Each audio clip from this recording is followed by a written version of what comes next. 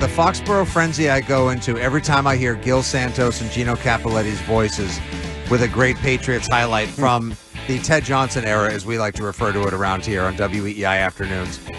Did you ever have any interaction with them? Did you? I love those guys. I played golf with Gino quite a bit. Was he I heard he was like such a gentleman, cool, and also might have been the best smelling human of all time. He was an old school kind of gentleman, right. And the way he would interact with you. I always kind of appreciate a guy that dresses nice. And he takes care of himself. He always wanted to present well, and so sartorially presented. Sharp guy. Yeah. So and Gil was great too. I didn't have as much FaceTime with him as much as I did with Gino because I played more golf with Gino. But two outstanding human beings, man. They're the great guys. Yep, and they got to preside over so many incredible developmental years, almost years, and then ultimately winning years. Winning years that have seen so many legends of recent Foxborough success make their way into the hall at Patriot Place.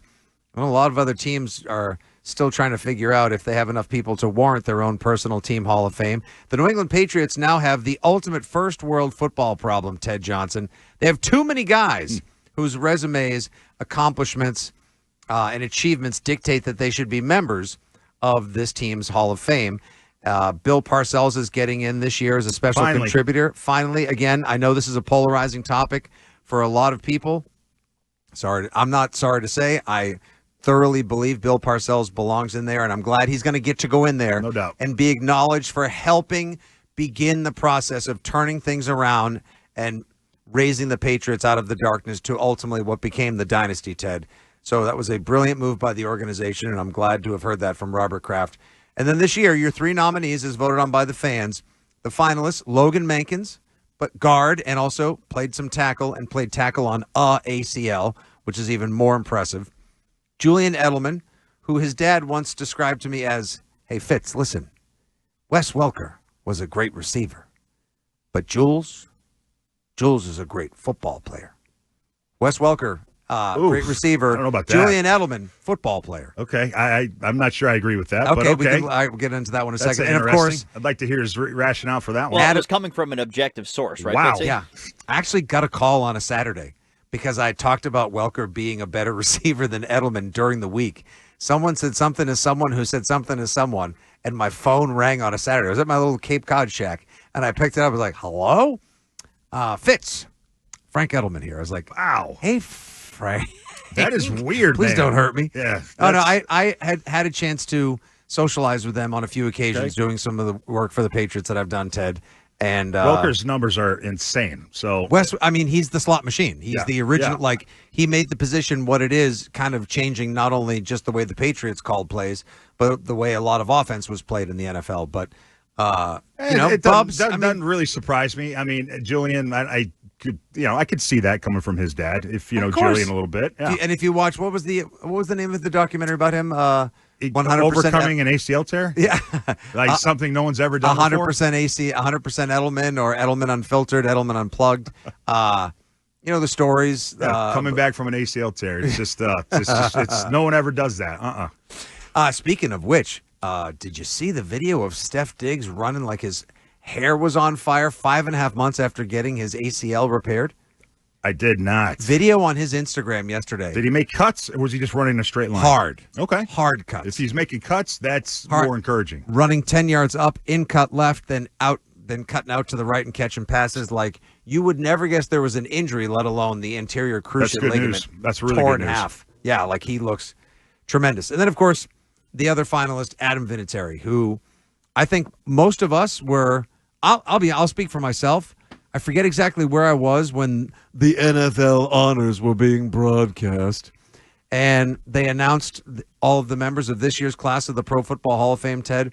I was stunned when Vinatieri did not get in as a first ballot member. BS. What other special teams contributor, let alone kicker, deserves to be in there? What other player made more significant contributions to the NFL over the last 20 years in the clutch? Like you heard Tommy Curran just waxing poetic about him. Played 22 years. And as he you played said, 24 years. 24 years, excuse me. My God, I can't believe I undersold it by 2 years. Two a career with the Colts and the Patriots, each of which was Hall of Fame worthy. Won a Super Bowl with both teams. I mean, it's got to be Vinatieri for the Red Jacket this year. He gets mine. Well, it's a fan vote, right? It comes down to a fan vote. So I'm sure that most fans around here, I could be wrong, but I'm guessing that he gets in. I think he didn't get into the NFL Hall of Fame this year. He'll get in next year. I can't imagine him not. But 29 game-winning kicks Adam had, obviously hugely memorable ones for this franchise. Super Bowl 36 game winner, Super Bowl 38. Theoretically, a game winner. With all due respect to Julian Edelman's dad, now that's a football player. That's not. It happens to be a kicker. That being Adam Vinatieri. The guy played quarterback and linebacker in high school as well as a kicker. He's got a football mentality, and that's why we all loved him. I mean, he was just mentally tough as nails. That was the guy that you wanted out there. And when the game was on the line, because he just never got rattled by the moment, and his kicks were so memorable. Obviously, and there's so much on the line on so many of those kicks that he put through the uprights. So it's not even to me a question who deserves to get in this year. To me it should be Adam Vinatieri, and I think it should be Adam Vinatieri when you consider the other person going in, that being Bill Parcells. Bill Parcells believed in Adam Vinatieri in 1996. He was playing for the Admirals, the European League, Amsterdam Admirals, I believe. And after that season ended, he basically came to training camp with us, and it was a competition between him and Matt Barr, who Parcells loved. Parcells loved Matt Barr, but he went with the rookie in Adam Vinatieri, and it paid off. And so. It's no question to me that it should be, at least this year, Adam Vinatieri should go in. Oh, he deserved to be in Canton. He will be in Canton. He will be. Soon. I hope they right that wrong next February as well. But as far as going into the Hall of Fame, the Patriots Hall of Fame, to go up against somebody like Julian Edelman, who won 3 Super Bowls, played every position they asked him to, worked his way up from reserve punt returner, surpassing Wes Welker, ultimately becoming the slot machine on this team, being a punt returner, playing safety when they needed him to in 2011 when the secondary was absolutely decimated and Sterling Moore was your best cornerback. These are the things that football guys do. He also was a Super Bowl MVP as well. So, and the catch in Super Bowl 51, truly, I think the best catch ever made. I think the most clutch catch, biggest catch on a big stage. And yes, obviously I'm biased, so anyone who wants to say Tyree, you can just tuck those words right back in your word hole because I don't want to hear them. Logan Mankins not only deserves to be in a Patriots Hall of Fame, tremendous football player, as good as you could play the position, and that's a position that somebody like the greatest guard of all time, John Hanna, locked down, and he played in that same spot, walked those very same footprints, Ted, and did a damn good job drawing some awesome comparisons. I would say Mankins up there with Welker and Moss, sadly, some of the greatest Patriots to ever play for the team and not win a Super Bowl in the contemporary era as well. When was he drafted? He was drafted in 2005, so I retired in 2005, so I didn't get a chance to play with him. Never crossed paths, right? No, but I mean, when you look at his resume, I mean, my gosh, I mean, I go to all pros. Please give me a break with the Pro Bowls. It doesn't matter. 5 times he was second team All Pro.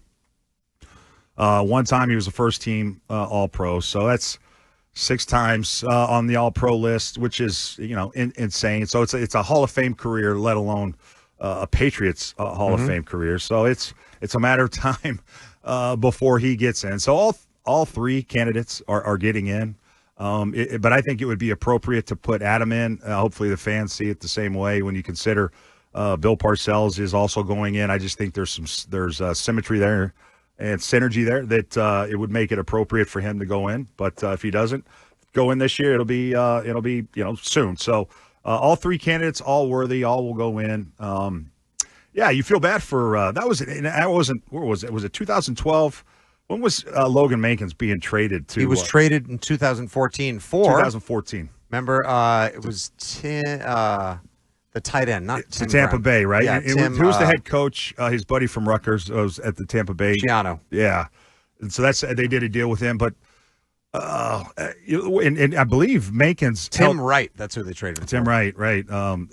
Who has a Super Bowl ring and Logan Mankins doesn't. That doesn't seem right. So and the reason was they couldn't come to an agreement on the contract, correct?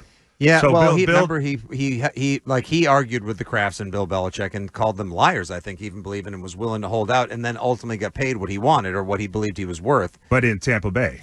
No, at first in New England as well. Did he hold out like the first 10 games of that season that he held out? I believe he did. I think in 2010, yeah, he only played 9 games. Okay, so he played 2 more years after that contract dispute. Yep, he played in 3 more years in New England, 11, 12, and 13, then was traded. Might have wanted a new deal. Also, he may be one of the first cases or one of the most prime examples, if you will, of Belichick trying to play the get out a year early as opposed to a year late game.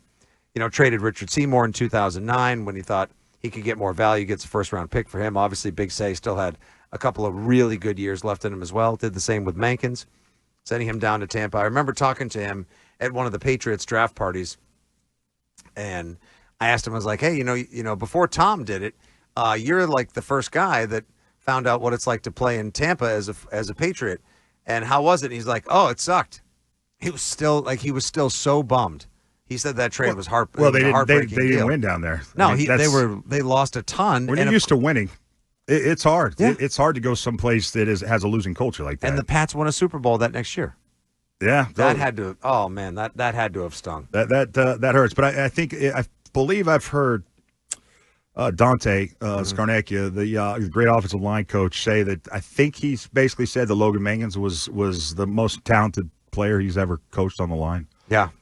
Which is saying a lot. And so that's high praise, baby. Those words carry a lot of weight for me. So we're not debating whether these guys should be in. It's just the pecking order. All 3 are very deserving. All 3 will go in. But for me, it's Adam Vinatieri, 24 years. Good gosh.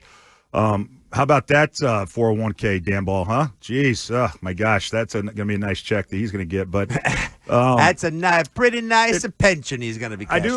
What I do love is that I played with a kicker that I think was wired differently than most kickers. I do. I just think Adam was truly a football player that just happened to be a kicker. He was that tough, that strong-willed. That's what Parcells said about him, right? Mentally, just has